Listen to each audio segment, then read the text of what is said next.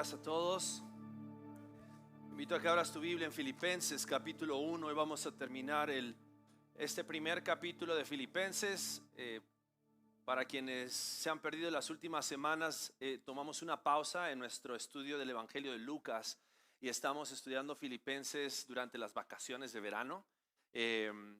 Y la razón por la cual estamos estudiando Filipenses, Dios había puesto este pasaje en nuestro corazón desde la visión de que Dios quería este año que profundicemos en la palabra, pero también que nuestra fe fuera práctica. Y qué mejor manera de que nuestra fe tenga que ser práctica que teniendo que experimentar el gozo del Señor en medio de lo que aún todavía Dios nos permite vivir por su gracia a más de 15 meses de que comenzó la pandemia. Y Dios aún nos sigue animando y nos sigue enseñando con su palabra cómo Él tiene un propósito. Y Dios está orquestando todas las cosas para que nosotros podamos acercarnos a Él, profundizar en Él y podamos crecer también en el Evangelio. Y Filipenses, comenzamos estudiándolo hace 3 semanas y leíamos que Filipenses era un grupo, los filipenses eran un grupo de una ciudad que se llama Filipos. Y esta ciudad era una pequeña colonia romana, una ciudad romana que estaba bajo el imperio romano, pero ellos estaban muy orgullosos de su identidad como romanos. No era una ciudad donde había muchos judíos, de hecho había menos de 10 hombres judíos en toda una ciudad. Lo entendemos porque cuando Pablo en Hechos capítulo 16 va a predicar a esta ciudad, no fue a predicar a la sinagoga porque no había sinagoga en esa ciudad, sino que él fue a predicar al lado de un río donde se reunían las mujeres y los hombres judíos que adoraban a Dios. Y ahí es donde llega el apóstol Pablo a predicar, pero Dios no tenía solamente un plan para estas personas judías, Dios tenía un plan para también un carcelero que se convirtió, una mujer también que estaba endemoniada y Dios la liberó para que ella también pueda dar testimonio de Cristo y del poder de Dios. Y así fue que comenzó esta iglesia. Y llegamos al final del capítulo 1 de Filipenses. Si lo tienes ahí en tu Biblia, te invito a que vamos a leer versículos 27 al 30. Y encontramos una exhortación del apóstol Pablo a esta iglesia en Filipos. No había un pecado evidente. En algunas de las otras cartas del apóstol Pablo a su audiencia les escribe tal vez corrigiéndolos de algún pecado o tal vez exhortándolos a volver a Dios. De alguna razón se habían desviado de su amor por Dios. Pero el apóstol Pablo a esta iglesia en Filipos les exhorta en este pasaje de versículos 27 al 30 acerca de algo que él consideraba muy importante. Y esta expresión que el apóstol Pablo utiliza después de haberles hablado acerca de lo que significa gozarnos por nuestra identidad en Cristo y cómo nosotros debemos de aprender a sufrir bien sabiendo que estamos seguros en el Evangelio.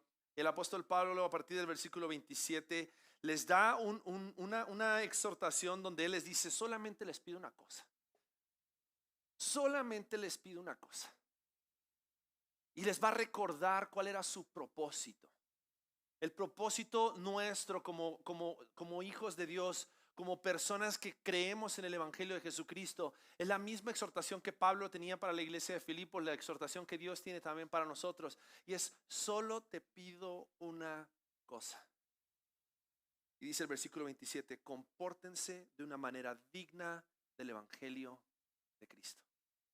Y yo creo que esto era algo que ellos ya habían escuchado en otros momentos, pero como a veces decimos, tenemos memoria selectiva y nos olvidamos de ciertas cosas. Yo soy especialista en olvidarme cosas cuando mi esposa me pide que las compre en el súper. Voy, compro todo lo que no tenía que comprar y me olvido lo que me pidió que comprara.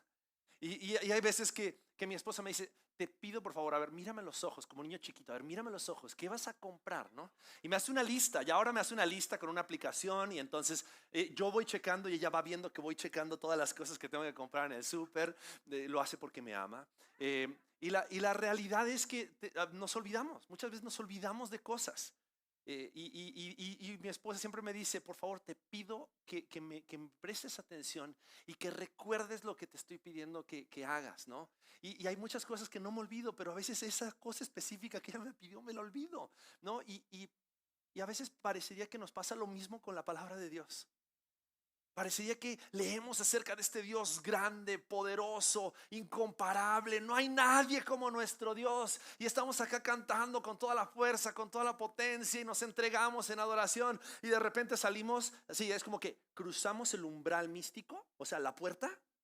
Y la realidad nos pega y es como que, ay, ¿ahora qué voy a hacer esta semana? Mañana es lunes. Y entonces nos olvidamos. Nos olvidamos de qué es realmente el Dios en el cual hemos creído y el Dios al cual servimos. Por eso el apóstol Pablo, después de haberles hablado acerca del Evangelio, llega al final del capítulo 1, versículos 27 al 30 y les dice solamente, tal vez se van a olvidar de todo lo que les dije. Tal vez yo sé que es mucho lo que les acabo de decir en estos primeros 26 versículos, pero solamente les pido algo. Compórtense de una manera digna del Evangelio de Cristo. Y creo que tenemos que prestar atención a esta exhortación. Porque el apóstol Pablo lo consideraba tan importante que el apóstol Pablo dice, solamente esto, o sea, esto, si se acuerdan de algo en toda la carta que les acabo de escribir, acuérdense de esta parte. Y creo que también tiene que llamarnos a nosotros la atención este pasaje para que podamos también responder a vivir vidas dignas del Evangelio de Jesucristo. Pero vamos a orar. Les pido que oremos y después de eso vamos a entrar en el texto. Padre, te pido, Señor, que tomes toda mi debilidad, toda mi incapacidad y sea tu Espíritu Santo y tu palabra los que glorifiquen a Cristo esta mañana.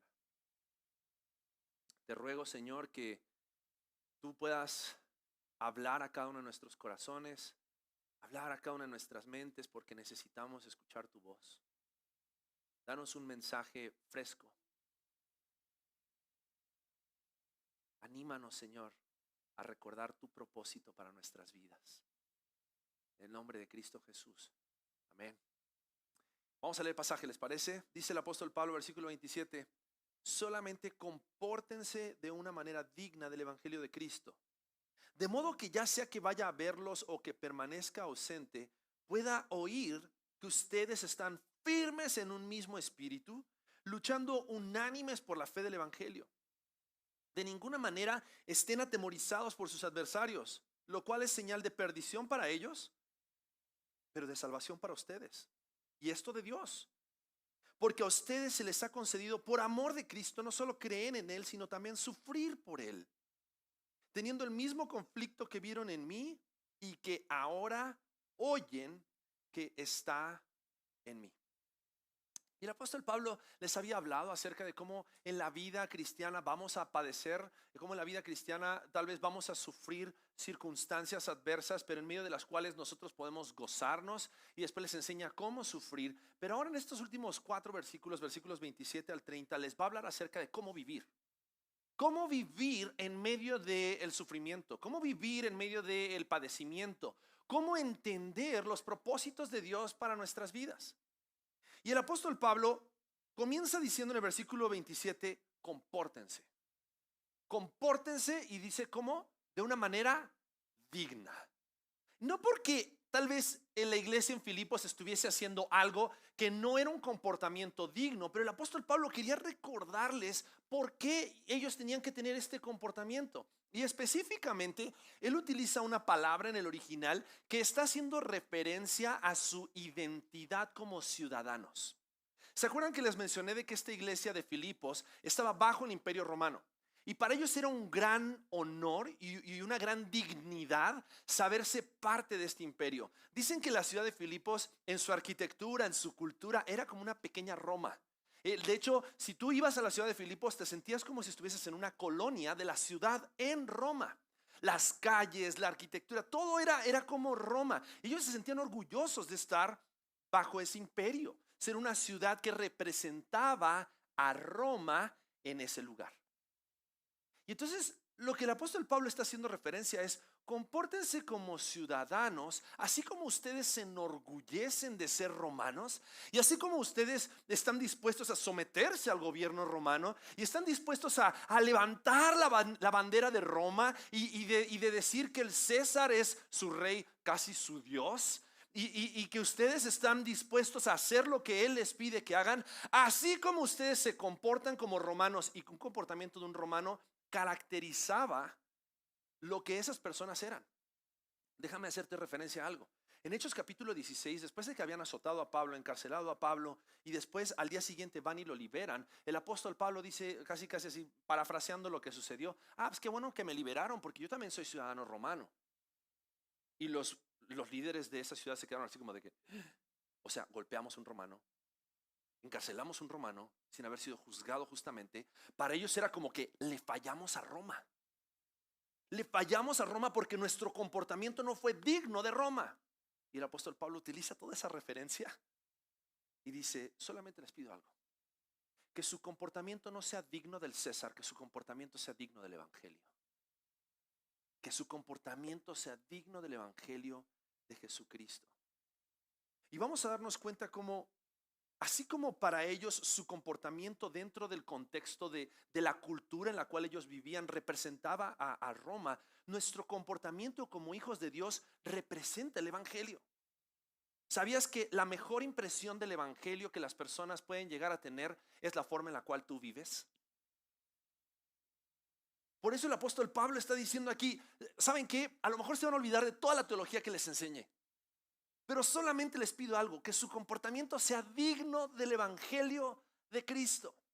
Porque en su comportamiento ustedes van a representar lo que significa ser un ciudadano del reino de Dios. Más adelante en Filipenses capítulo 3 él va a hacer referencia a que nuestra ciudadanía está en los cielos y no en esta tierra. Y lo que el apóstol Pablo quería hacerle ver a ellos es que un creyente, la fe y la vida de un creyente será evidente por su forma de vivir. Va a ser evidente que tú tienes nueva vida en Cristo y la fe que tú has puesto en el Evangelio por tu forma de vivir. Así como tú vives, es el Evangelio en el cual tú crees. Wow. Eso le agrega mucho peso a la forma en la cual vivimos. Por eso el apóstol Pablo en otras de sus cartas de repente agarra y dice: ya sea que vivamos, ya sea que tomamos o que comamos, dice, hagámoslo en el nombre del Señor Jesucristo. Todo lo que hagáis, sea de palabra o de hecho, hacedlo todo para la gloria de Dios, porque nuestra forma de vivir va a evidenciar la fe y el evangelio en el cual nosotros hemos creído. Entonces el apóstol Pablo les dice: solamente compórtense de una manera digna del evangelio de Cristo. De modo que ya sea que vaya a verlos o que permanezca ausente, pueda oír que ustedes están firmes en un mismo espíritu, luchando unánimes por la fe del Evangelio. El apóstol Pablo quería hacer evidente de que él no tenía que estar presente para que ellos se comportaran de una manera digna. ¿Cuántos esposos necesitamos que nuestra esposa nos patee por debajo de la mesa para que hablemos lo que es justo y recto? Confieso que yo.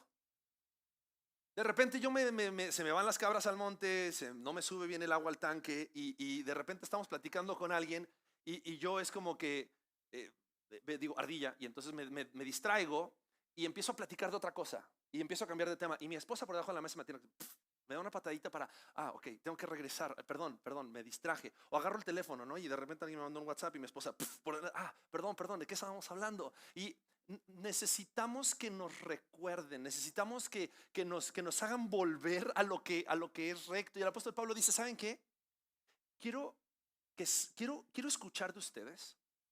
Ya sé que esté presente o que no esté presente, yo soy su pastor fundador, pero ya sé que esté presente o que no esté presente, no quiero que hagan las cosas porque yo estoy presente. Quiero escuchar de ustedes que viven una vida digna del evangelio de Jesucristo, porque han entendido realmente el evangelio.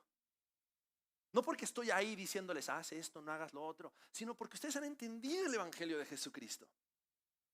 Entonces, vamos a darnos cuenta y vamos a dividir este pasaje en tres partes.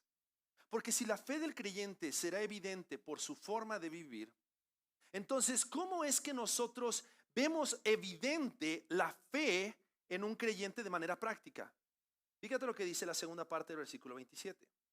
Dice: de modo que ya sea que vaya a verlos o que permanezca ausente, pueda oír de ustedes que están firmes.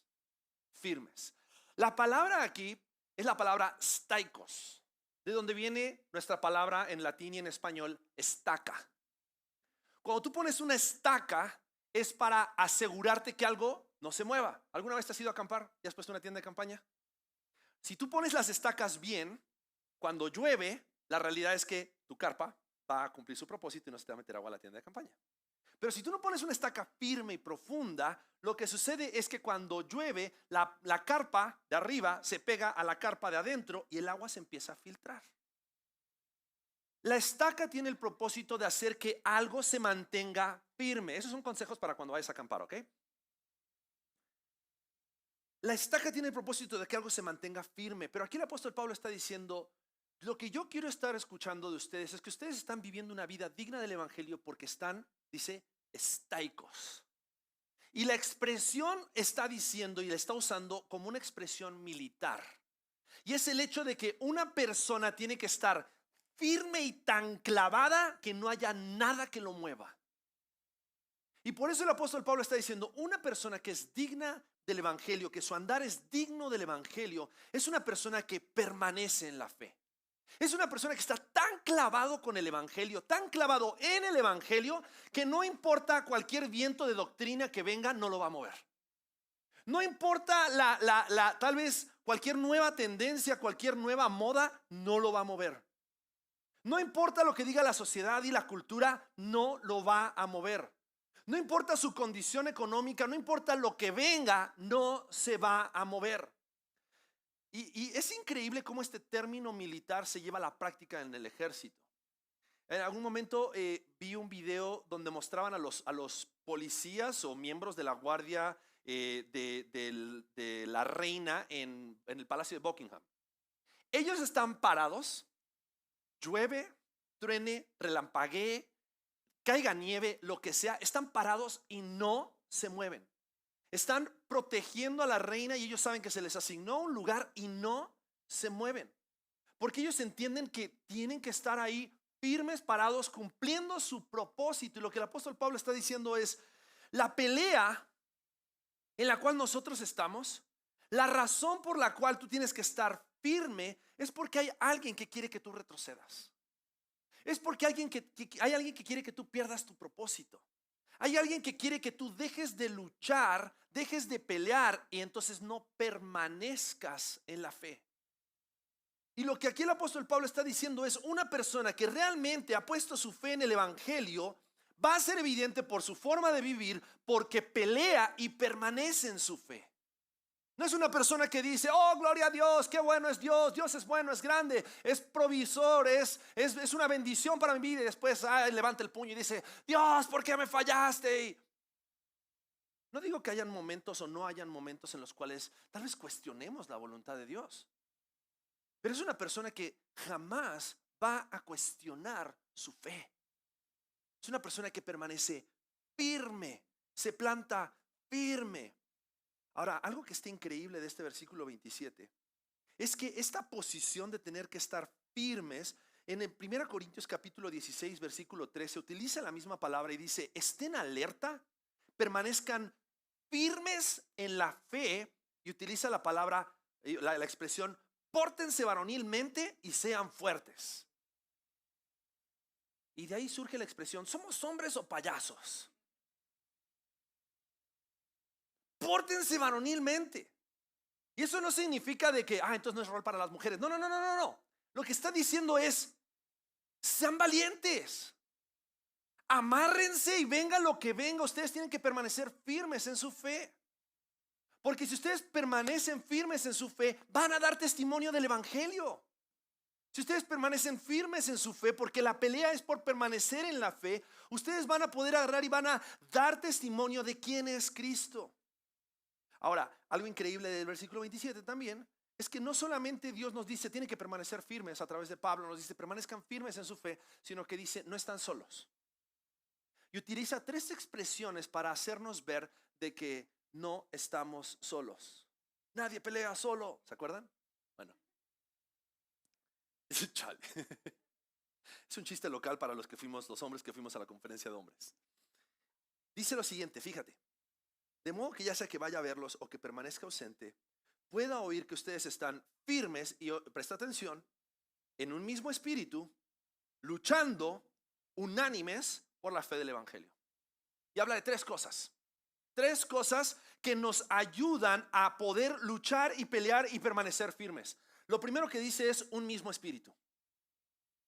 La palabra de Dios es tan sabia y Dios es tan sabio que sabía que si los discípulos tenían que salir a predicar el evangelio sin que el Espíritu Santo antes viniera, en Hechos capítulo 2, todos iban a regresar a sus casas corriendo, de patas. Pero Hechos 1:8 dice que la promesa era: recibiréis poder cuando haya venido sobre vosotros el Espíritu de Dios y me seréis testigos. La palabra de Dios también dice que el Espíritu Santo, el Espíritu que nosotros tenemos, no es un espíritu de cobardía, sino de poder, amor y dominio propio. Ese espíritu que Dios nos ha dado es aquello que nos capacita, nos habilita, nos da el poder, nos empodera para poder permanecer firmes. Permanecer firmes no es en tus fuerzas, permanecer firme es en el Espíritu de Dios. Porque Él no solamente te salva, sino que Él te preserva para la salvación. Pero necesitamos el Espíritu de Dios porque es el Espíritu Santo de Dios el que nos recuerda las verdades del Evangelio y nos recuerda quiénes somos. Colosenses, si le das vuelta un par de páginas a tu Biblia, Colosenses capítulo 1 versículo 13 nos dice: porque Él nos libró del dominio de las tinieblas y nos trasladó al reino de su Hijo amado. Ese eres tú, ese soy yo. Si has puesto tu fe en Cristo, antes eras esclavo, estabas bajo el dominio del imperio de las tinieblas. Pero ahora, dice, hemos sido trasladados al reino de su Hijo amado. Esas son verdades del Evangelio que el Espíritu Santo nos recuerda para que nosotros sepamos de que no somos más esclavos del pecado. Podemos permanecer firmes en la lucha por permanecer en la fe.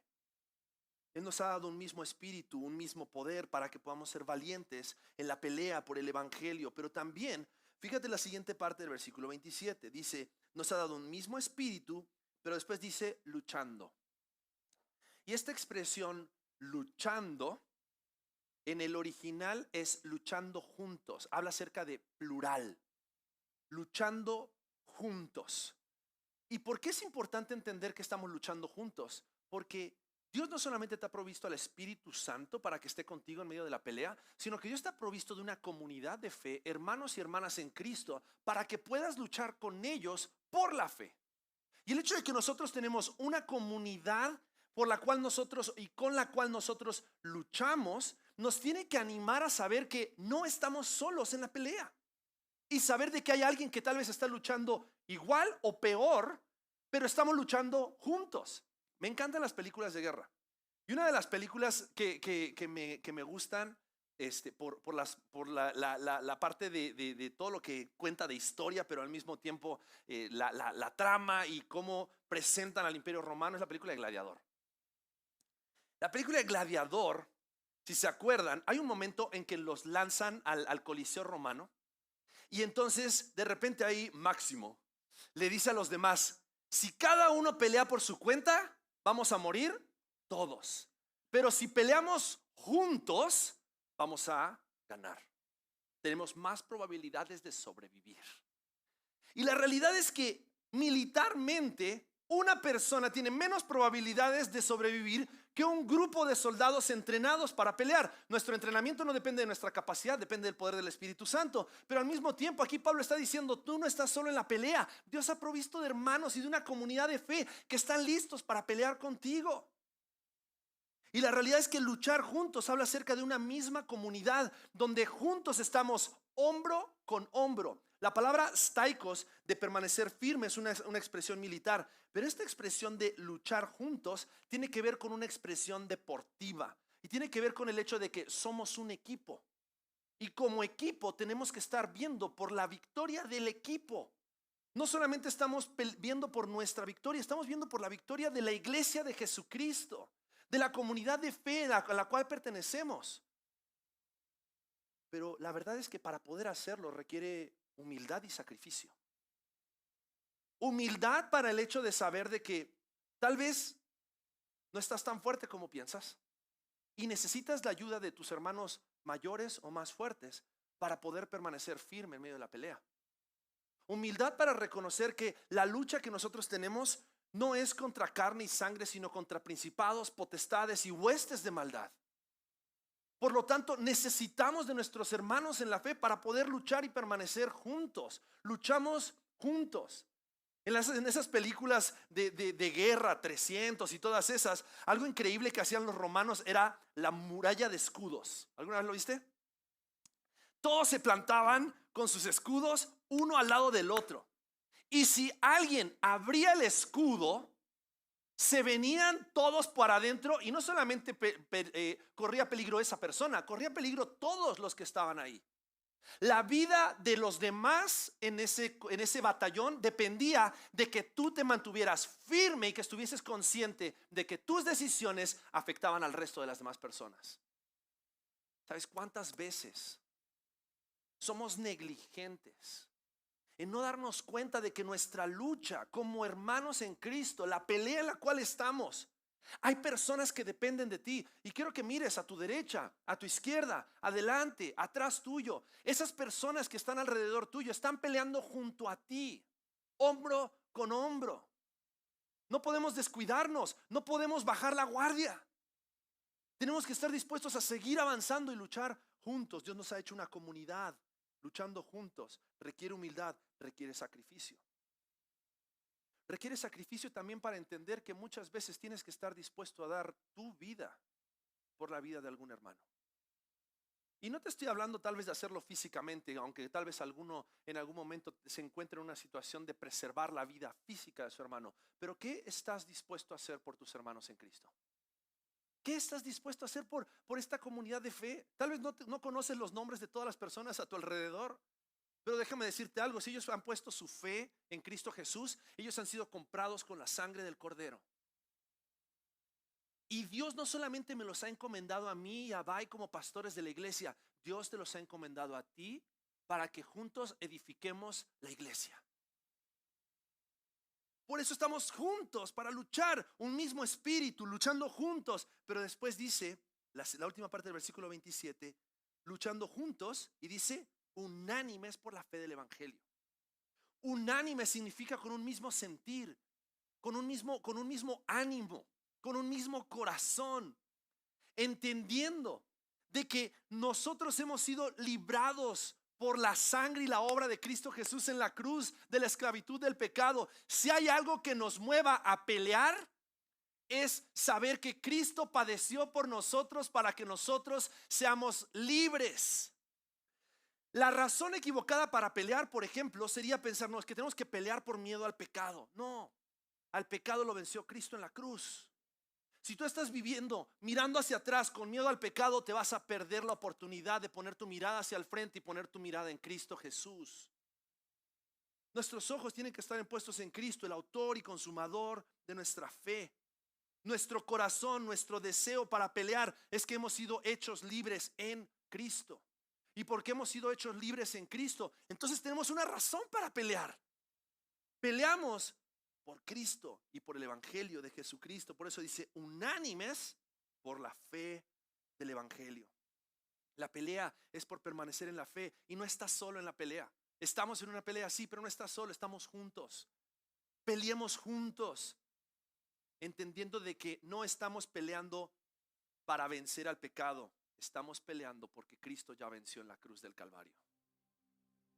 Pero también vemos en este pasaje que la persecución es evidencia de la fe. El versículo 28 dice: de ninguna manera están atemorizados por sus adversarios, lo cual es señal de perdición para ellos, pero de salvación para ustedes, y esto de Dios. ¿Sabes qué significa eso?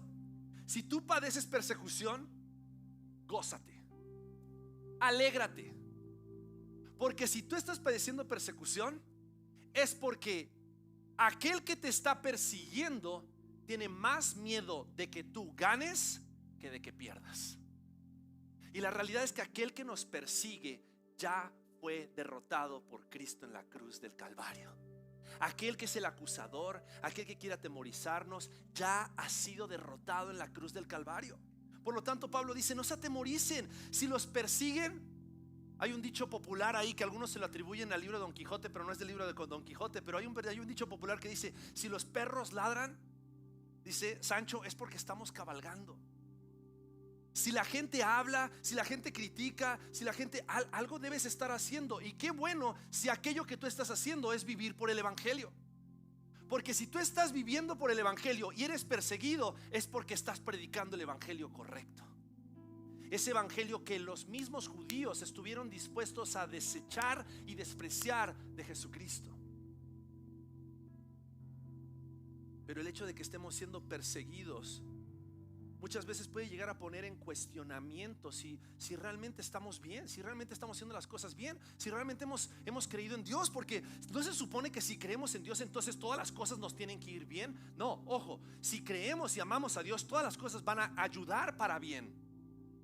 Pero a veces necesitamos ser perseguidos para que nosotros podamos recordar que la victoria no está en quienes somos nosotros, sino en quien es Dios. Efesios capítulo 2 versículos 19 al 22 dice: así que ya no sois extranjeros ni advenedizos, sino conciudadanos de los santos y miembros de la familia de Dios, edificados sobre el fundamento de los apóstoles y profetas, siendo la principal piedra del ángulo Jesucristo mismo, en quien todo el edificio bien coordinado va creciendo para ser un templo santo en el Señor, en quien vosotros también sois juntamente edificados para morada de Dios en el Espíritu. Sabes, Dios está haciendo un proceso de regeneración, restauración, remodelación en nuestras vidas, y Él utiliza la persecución muchas veces y el padecimiento en nuestras vidas para que nosotros entonces podamos ser moldeados a la imagen de Jesucristo.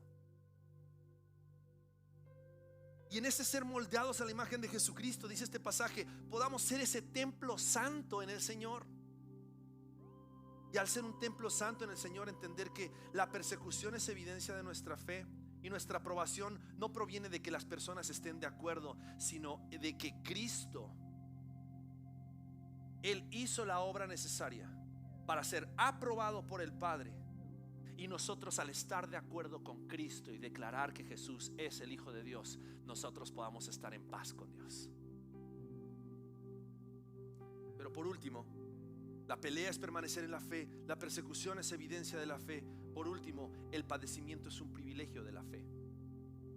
Versículo 29 dice: porque a ustedes se les ha concedido por amor de Cristo no solo creer en Él, sino también sufrir por Él.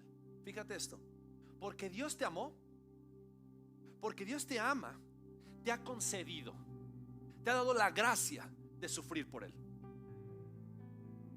Porque Dios te ama tanto, porque Dios te amó tanto al morir en la cruz, en la forma de su Hijo Jesucristo, en la persona de su Hijo Jesucristo, es que Él aún hoy te permite padecer como parte de un privilegio, para que por medio de ese padecimiento otros puedan entender el evangelio.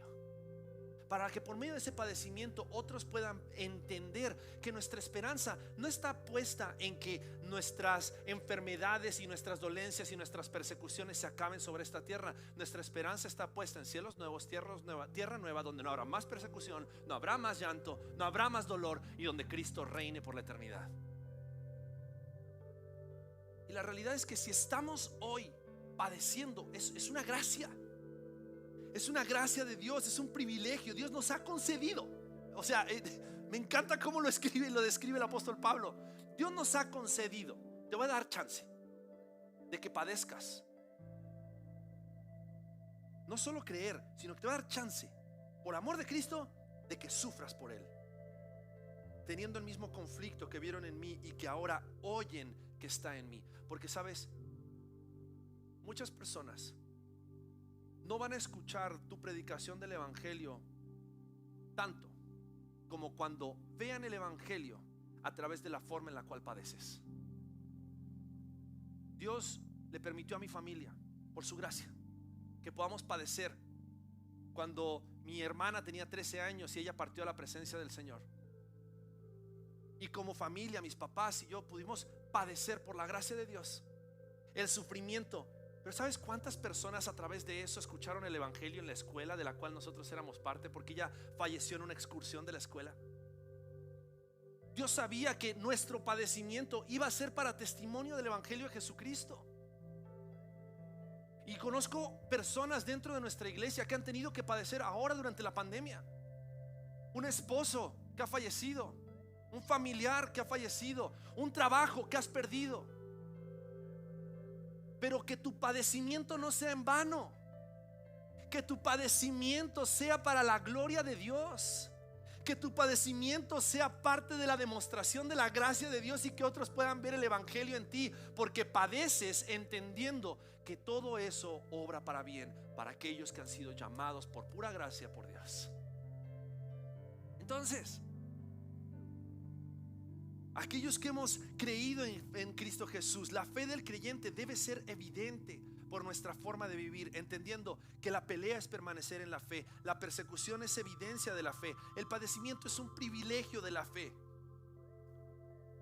Primera de Pedro capítulo 4 versículo 13 dice: antes bien, en la medida en que comparten los padecimientos de Cristo, regocíjense, para que también en la revelación de su gloria se regocijen con alegría. Sabes, no es momento de celebrar cuando estemos en la gloria, es momento de celebrar hoy, entendiendo de que es a través de nuestra vida que nosotros, como nos regocijemos, vamos a dar testimonio de quién es Cristo Jesús para nosotros. Vamos a dar testimonio del evangelio en el cual hemos creído. Tu forma de vivir será evidente, dará evidencia del evangelio en el cual tú has creído. Por cómo peleas, por si eres perseguido y por cómo padeces. Así que no lo olvidemos. No olvidemos que somos ciudadanos del cielo, y como ciudadanos del cielo estamos representando el evangelio y a Jesucristo sobre esta tierra. No peleamos solos, tenemos al Espíritu Santo de Dios, una comunidad de fe y un mismo propósito. Recordemos constantemente de que si somos perseguidos, si somos amedrentados, si alguien nos critica, y a veces la crítica no va a venir de tal vez de aquellas personas que odias, muchas veces la crítica va a venir de aquellas personas que amas. Cuando Jesús le dijo a sus discípulos: es necesario que vayamos a Jerusalén para que yo padezca, y Pedro le dice a Jesús: que no te acontezca tal cosa. Jesús se voltea y le dice: apártate de mí, Satanás. Muchas veces la crítica, el temor, la ansiedad va a ser provocada por aquellas personas que más amamos. Puede ser tu esposa, puede ser tu esposo. Por favor, no le digas: apártate de mí, Satanás, porque las cosas se van a complicar mucho. Pueden ser tus hijos, puede ser tu jefe. Pero ¿cuántas personas muchas veces no has escuchado decir: ya se le va a pasar? Esto de la fe en Cristo ya se le va a pasar. Vas a ver cuando las cosas se pongan difíciles, a ver si es cierto. ¿Sabes qué es la verdad? No necesitamos comprobarle nada a nadie. La realidad es que si nosotros somos hijos de Dios y nuestra fe está puesta en Cristo, vamos a ser atemorizados por el enemigo, pero podemos confiar. Lo que dijo Jesús: confiad, en el mundo tendréis aflicción, pero confiad, yo he vencido al mundo. Por lo tanto, padezcamos con gozo, entendiendo que es un privilegio de la fe. Y no sé de qué forma te va a tocar padecer a ti, porque te va a tocar padecer. A todos nos va a tocar padecer por el evangelio, de una u otra forma. Pero cuando padezcas, no te olvides que eres un ciudadano del reino de Dios. Sufre, padece, gozándote, sabiendo de que por la obra de Cristo Jesús, lo peor que te puede pasar no es lo que te pasa sobre esta tierra. Lo peor que te puede pasar fue clavado en la cruz del Calvario, que fue la condenación de tus pecados, y ahora tienes vida eterna en Él. Amén. Cierra tus ojos.